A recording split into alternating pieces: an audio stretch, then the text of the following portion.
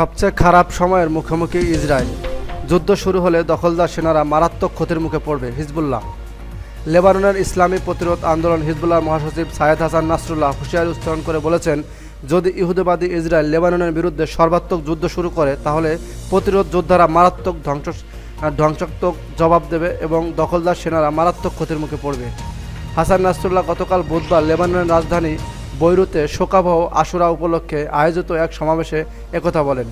তিনি বলেন, যদি আপনাদের ট্যাঙ্ক লেবাননের দক্ষিণ লেবাননে আসে তাহলে কোনো ট্যাঙ্ক আস্ত ফেরত যাবে না। গত অক্টোবর মাস থেকে ইসরায়েল এবং লেবাননের হিজবুল্লাহ যোদ্ধারা প্রায় প্রতিদিন সংঘর্ষে লিপ্ত হচ্ছে। গাজা উপত্যকায় ইহুদিবাদী ইসরায়েল যখন স্থল আগ্রাসন শুরু করে তারপর থেকে দুই পক্ষের মধ্যে সংঘর্ষ ভয়াবহ আকার ধারণ করেছে। হিজবুল্লাহ যোদ্ধাদের অভিযানে কিভাবে ইহুদিবাদী ইসরায়েলি সেনারা ক্ষতিগ্রস্ত হয়েছে তার একটি বিবরণ তুলে ধরেন হাসান নাসরুল্লাহ।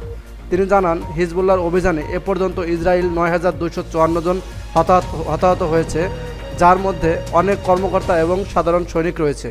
তিনি বলেন, হিজবুল্লাহর অভিযানে ৩,০০০ পঙ্গু হয়েছে, ৬৫০ জন প্যারালাইজড হয়েছে, ১৮৫ জন সম্পূর্ণভাবে অন্ধ হয়ে গেছে এবং কয়েক হাজার সেনা মানসিক বিকারগ্রস্ত হয়ে পড়েছে।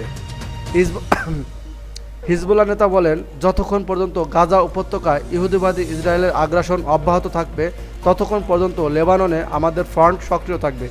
এর পাশাপাশি তিনি সতর্ক করে বলেন, গাজা উপত্যকায় আগ্রাসন অব্যাহত থাকলে ইসরায়েলের নতুন নতুন অবৈধ ইহুদি বসতিতে হামলা হতে পারে, যেসব অবৈধ বসতি এর আগে হামলার বাইরে ছিল।